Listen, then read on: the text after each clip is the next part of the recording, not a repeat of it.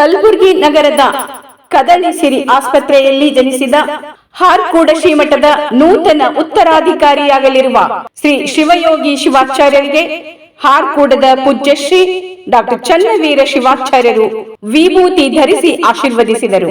ಮತ್ತೆ ಹುಟ್ಟಿ ಗುರು ಬಂದನ ಹಾರಕೂಡ ಮಠದಾಗ ಇರತಾನ.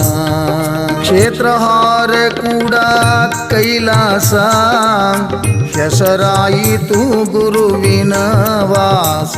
ಡಾಕ್ಟರ್ ಭಾಗ್ಯಶ್ರೀ ಶ್ರೀ ಶರಣ್ ಪ್ರಕಾಶ್ ಪಾಟೀಲ್, ಶ್ರೀಮತಿ ಹೇಮಲತಾ, ಶ್ರೀ ಮಲ್ಲಿನಾಥ್ ಹಿರೇಮಠ್ ಹಾರ್ಕೂಡ್, ಶ್ರೀಮತಿ ನಿವೇದಿತಾ, ಶ್ರೀ ಅಲ್ಲಮಪ್ರಭು ಹಿರೇಮಠ್ ಹಾರ್ಕೂಡ್ ಹಾಗೂ ಹಾರ್ಕೂಡ ಗ್ರಾಮದ ಶ್ರೀ ಸಂತೋಷ್ ಪಾಟೀಲ್ ಪ್ರಕಾಶ್ ಬೆಳಂಗೆ ಸೇರಿದಂತೆ ಹಾರ್ಕೂಡ ಶ್ರೀಮಠದ ಭಕ್ತರು ಉಪಸ್ಥಿತರಿದ್ದರು.